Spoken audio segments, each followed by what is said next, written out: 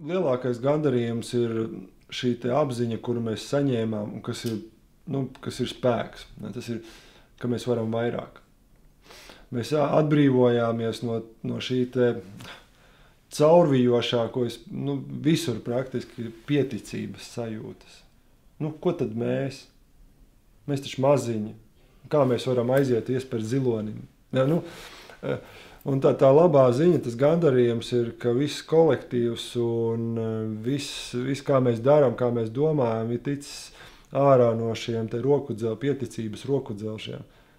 No šī te kompleksa par to, ka mēs neko nevaram, un kā tad mēs varam atļauties, nezinu, tur piezvanīt, tur, nezinu, kaut kā, Mums pavisam nesen bija, pieņemsim, saruna ar Red Bull IT menedžeri, kur tā ir liela kompānija, ļoti liela kompānija šodien. Ja mēs par viņu ļoti maz šeit zinām, bet ir vairāki 10 000 darbinieki, un lieli apgrozījumi tam līdz. Runājot par Austriju, par konkrētību, tajos tirgos, kur mēs strādājam, varu minēt vairākus citus piemērus.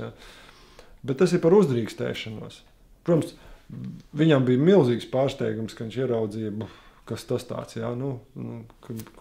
šī pārsteiguma vadīts, viņš, nezinu, nepasūtīja mūs pa durvīm ārā uzreiz, bet teica, sēžam runājam, ja reiz jūs, teiksim, tikāt pie mums un kaut ko varat runāt.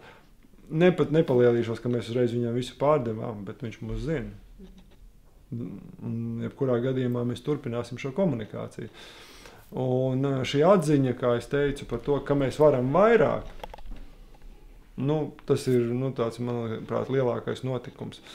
Jo visi tie lielumi, nauda, manta vai slava, viņi ir tādi, izplēt, bet mums ir šī vienojošā ticība šobrīd, ka mēs varam vairāk, un caur šo, ko mēs esam darījuši, mēs šobrīd jūtamies komfortabli, ka mēs gatavi esam likt lielākus mērķus, visu darīt tā, lai mēs viņus varētu sasniegt. Šī te apziņa vai tas mindsets, kā jebkuram sportistam.